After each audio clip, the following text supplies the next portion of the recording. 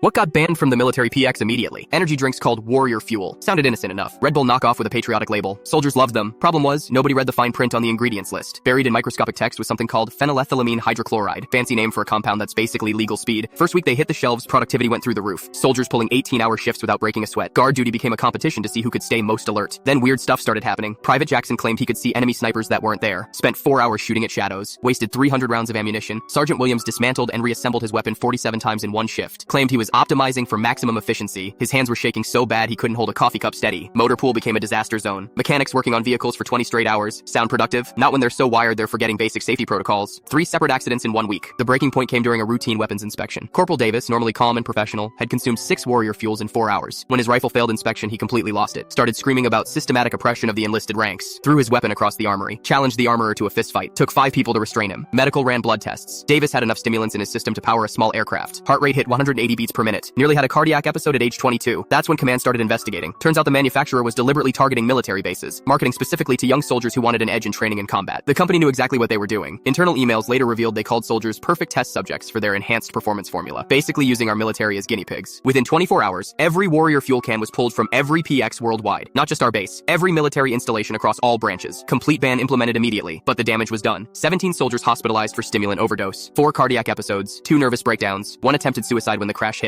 The manufacturer tried to fight the ban, claimed their product was no different from coffee. That argument lasted exactly 5 minutes when military lawyers presented medical evidence. Company went bankrupt within 6 months. Lawsuits from military families destroyed them. Turns out poisoning soldiers is bad for business. Who knew? The aftermath was worse than the initial problem. Command instituted mandatory drug testing for all energy drinks. Every supplement had to be approved by medical before sale. Soldiers started hoarding regular energy drinks like they were contraband. Black market emerged for Red Bull and Monster. Going price was $15 per can in remote locations. Some guys tried making their own energy drinks. Mixed protein powder with coffee and pre-workout supplements. Results were predictably disastrous. More hospitalizations. More bans. Eventually Command just banned all energy drinks except approved brands. List of 3 beverages. All tasted like watered-down disappointment, but nobody was having heart attacks anymore. The irony wasn't lost on anyone. We could handle combat stress, sleep deprivation, and life-threatening situations, but a 24-ounce can of legal stimulants nearly destroyed unit readiness. 5 years later, Warrior Fuel still comes up in safety briefings. Cautionary tale about reading labels and questioning anything that promises superhuman performance. The manufacturer tried relaunching under different names. Patriot Power, Freedom Fuel, Liberty Lightning. Military caught on immediately. Banned before they hit shelves. Now soldiers stick to coffee. Old reliable. Can't go wrong with something that's been keeping armies awake since the Civil War. Plus, it doesn't require medical supervision or psychiatric evaluation.